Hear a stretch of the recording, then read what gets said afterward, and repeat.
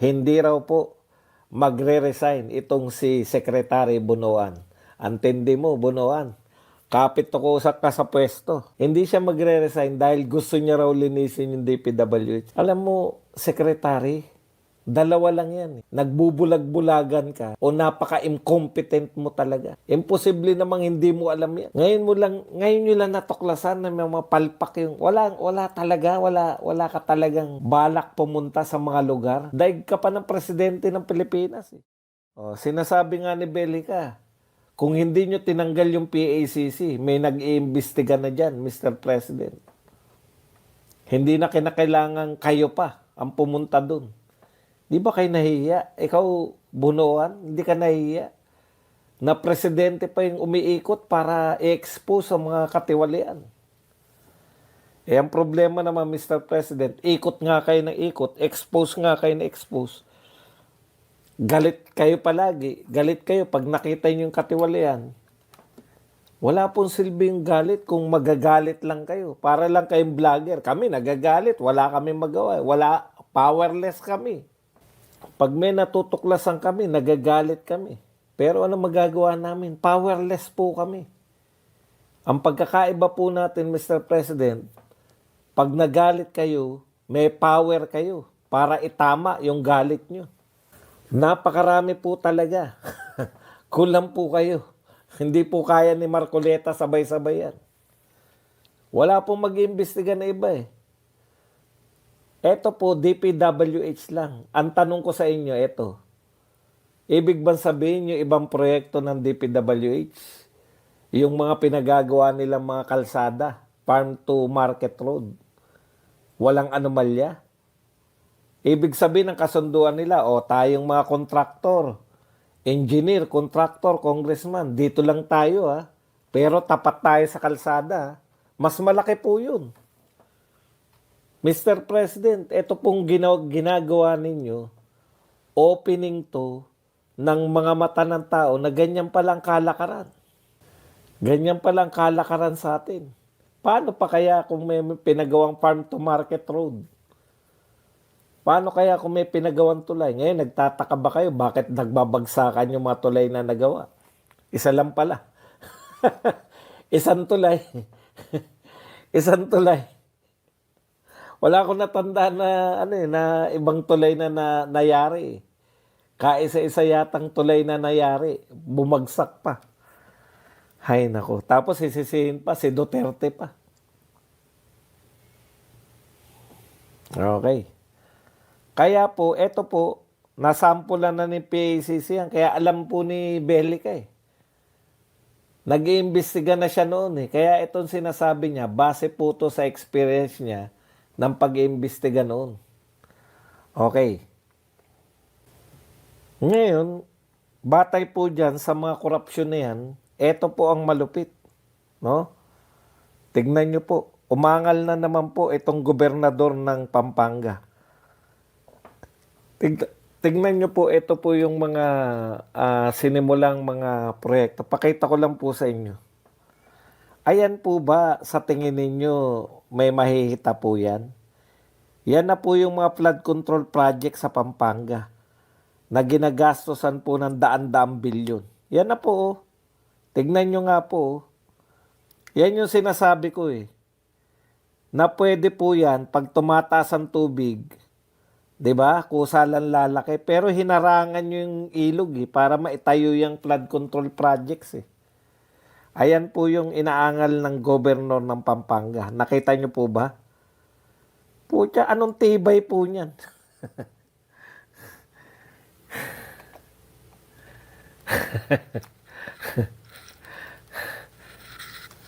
Ito po. Basahin po natin yung mga sinabi ni Pampanga Governor Lilia Pineda.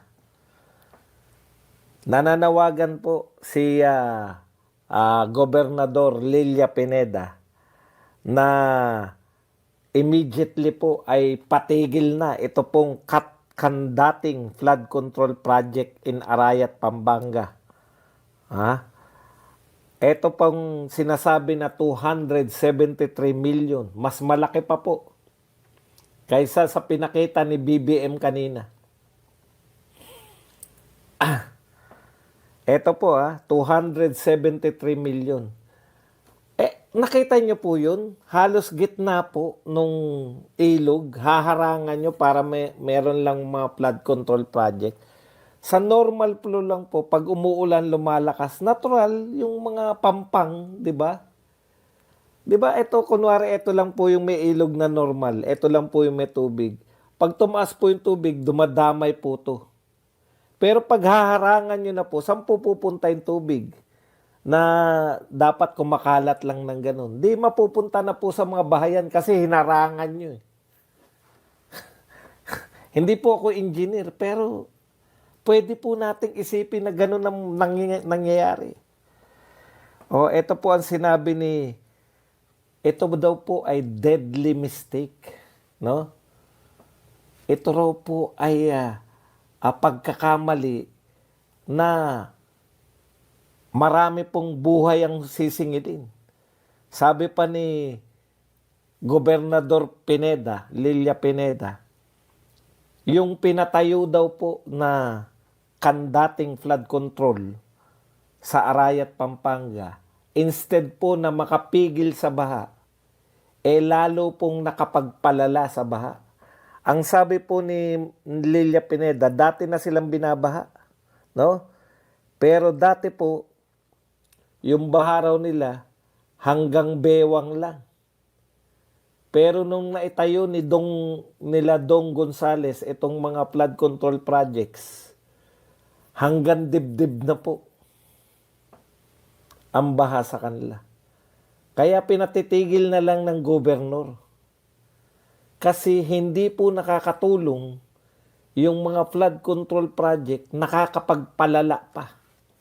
Imagine po ninyo, yan din na po ako.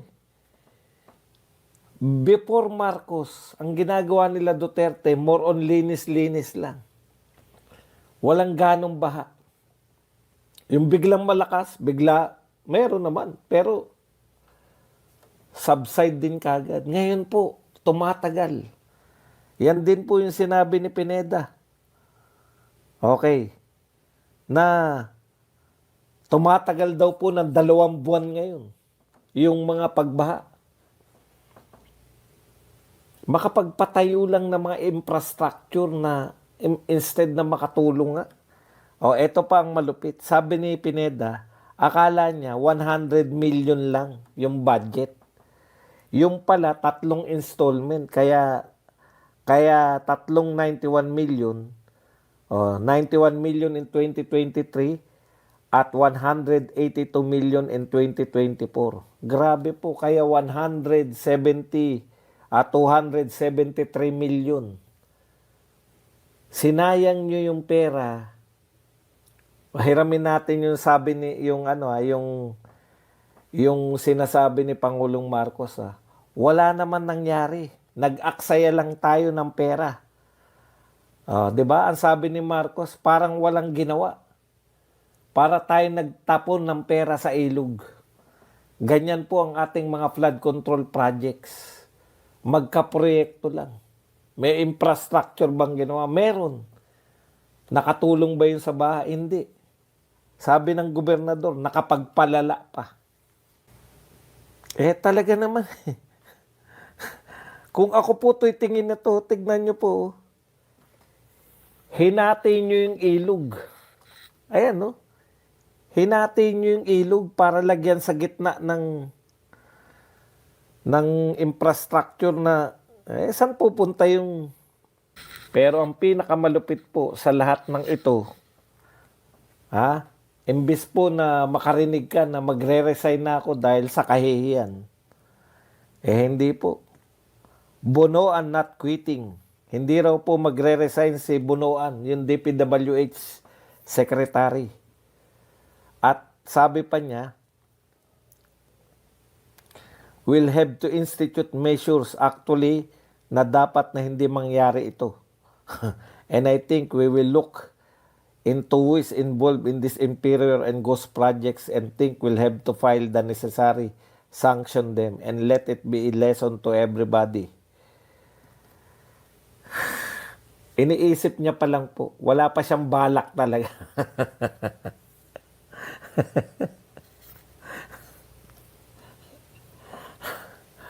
Hindi niya, hindi siya magre-resign dahil gusto niya raw linisin yung DPWH.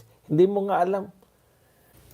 Alam mo, Secretary, dalawa lang yan eh. Nagbubulag-bulagan ka o napaka-incompetent mo talaga. Imposible namang hindi mo alam yan. Nangyayari na yan. Ngayon nyo lang natuklasan na may mga palpak yung, wala talaga, wala ka talagang balak pumunta sa mga lugar. Daig ka pa ng presidente ng Pilipinas eh. At least may nakita na tayong 3 pinuntahan na palpak ng presidente ng Pilipinas. Ikaw, wala kang ideya na may palpak ng mga flood control projects? Ang pinakamalupit nito, I think lang siya. Pinag-iisipan lang niya. Sa tingin ko, dapat merong maparusahan. Hindi, wala kang balak tanggalin sa pwesto yung mga engineer na, district engineer na concern. Tignan niyo po, I think we have to be a little more innovative in our bidding process.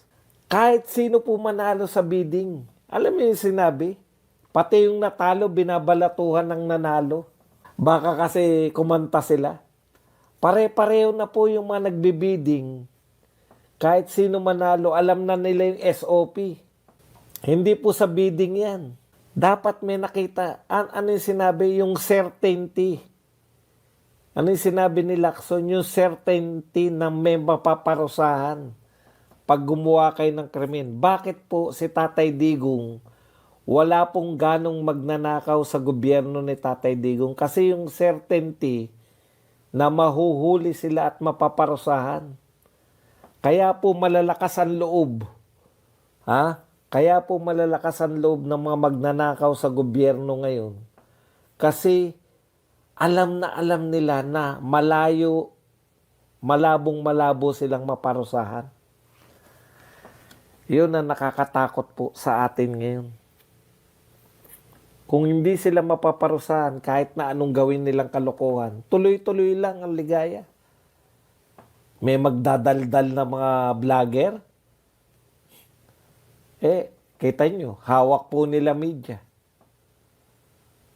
Wag na tayo maglokohan, Arnold Clavio. Kahit na anong pagtatanggol mo sa media, ngayon nakita na ng mga tao.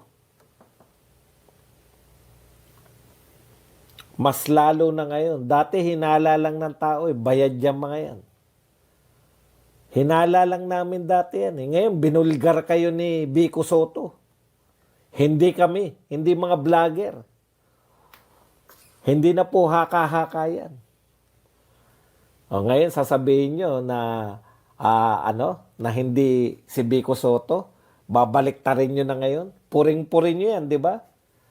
Pinupuri nyo si Vico Soto dahil hindi siya Duterte. Pero ngayong tinira kayo, nabayaran kayo. Yan po ang media natin. Kaya sabi ng mga to, sa isip-isip nila, no? Sa isip-isip ng mga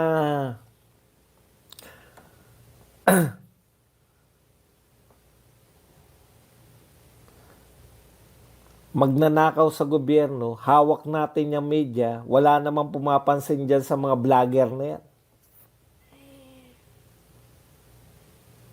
Hindi na po. Baliktad na po ngayon. Matatalino na po mga Pilipino, hindi nyo na po kayang paikutin. Lalo lang. Kasi, kita nyo yung mga umaatake sa katiwalian, yun po ang sinisentrohan nila ng atake.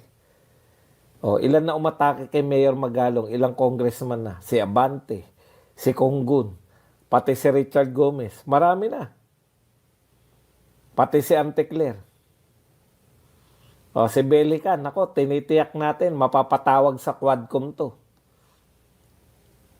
Pag hindi nila nagustuhan, alam nyo na, contempt yan. Tapos si Vico Soto, napurin-purin ninyong mga media, in-expose kayo, nabayaran kayo. Sinisiraan nyo na rin ngayon. Same. Pareho lang. Ilabas mo ebidensya mo kung may ebidensya ka. Ano yan? Pumirma kayo na binayaran kayo? May pinirmahan kayo? Under the table, may pinirmahan? Binubobo mo kami, club you. Ibig mo sabihin, dapat makapag-produce si Vico Soto na pinirmahan ni Julius Lalim at saka ni Diskaya. Bakit naman pipirma si Bugok? Ayan yung sinabi kay Mayor Magalong, magdala daw ng mga contract, magdala raw ng mga bidding. Hindi po problema yung bidding. Malinis po yung bidding. May nagsabi ba na may mali sa bidding? Wala naman eh. Ang binibintang sa inyo, may nagnakaw ng pondo. Ano bang bidding pa yung pinagsasabi niyong bidding? Biniding ninyo, flood control project. Tama yung bidding, na-awardan, tama. O tapos pumirma kayo, completed. Anong completed yan? Wala nga. At yun nga mga kababayan, anong masasabi niyo sa balitang ito? Maaring ihayag ang inyong opinyon at kuro-kuro sa comment section sa ibaba. Huwag din kalimutang mag-like, mag-subscribe at mag-share sa bidyong ito. Maraming salamat sa panonood.